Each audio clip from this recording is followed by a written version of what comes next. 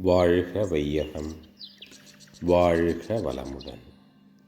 வாழ்க்கை மலர்கள் நால்வோர் நற்சிந்தனை. மே 1.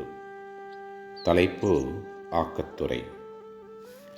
உங்களுக்கு கிடைக்கக்கூடிய பாக்கியமெல்லாம் முன்னே நீங்கள் இதுவரை செய்த வினையின் விளைவு, செயலின் விளைவு என்று தெரிந்து கொண்டு அதனுடைய பயனாக இனிமேல் நல்ல காரியங்களையே செய்வோம் என்று எண்ணிக்கொண்டு நலமுள்ள காரியத்தை செய்வேன், நலமுள்ள காரியத்தை நினைப்பேன், அதற்கு என்னுடைய ஆற்றல் முழுவதும், உடல் சக்தி முழுவதும் செயல்படட்டும் என்று எண்ணினீர்களேயானால் அதுதான் positive thinking. Positive side.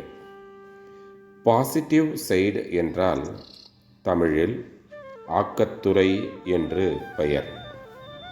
Negative என்றால் முறித்தல், எதிர்த்தல் என்று பொருள். எதிர்ப்பின்றி ஆக்கம் என்றால் மேலும் மேலும் நலன் அளிக்கக்கூடியதுதான் அந்த ஆக்கம். அந்த முறையிலே நீங்கள் எப்படி எண்ணுகிறீர்களோ அப்படித்தான் நலம் விளையும். ஆகவே எல்லோரும் எண்ணத்தை நல்லதாக்கி கொண்டு வர வேண்டும்.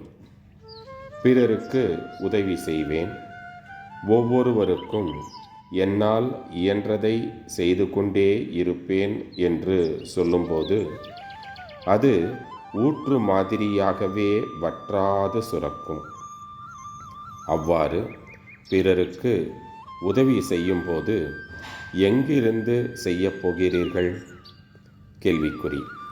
இருப்பிலிருந்து தான் கொடுக்கிறோம், இருப்பதைத்தான் செய்கிறோம். அங்கே இல்லையானால் செய்ய முடியாது அல்லவா? கேள்விக்குறி.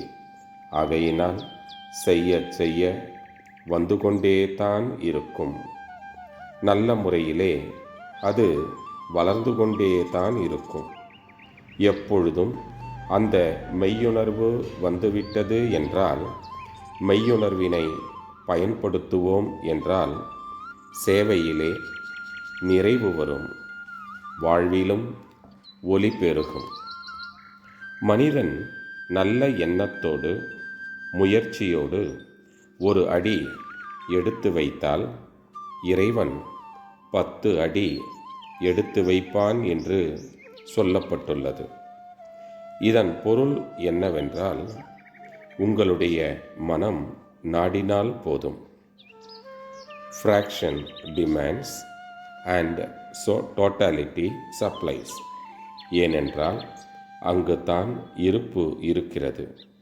நான் யாரிடமும் எதையும் எதிர்பார்க்க மாட்டேன் என்ற நிலைக்கு வந்தோமானால் என்ன ஆகும்? கேள்விக்குறி. நல்ல எண்ணம், மன தூய்மை கொண்ட ஒருவர் ஒரே இடத்தில் அமர்ந்து கொண்டு எல்லாம் வல்ல இறைவன் என்னை கவனித்து கொள்வான் என்றிருந்தால் அவரது தேவையை நிறைவேற்ற உதவிகள் எல்லா திசையிலிருந்தும் வந்து சேரும். அருட்தந்தை. வாழ்க வளமுடன். தொடரும்.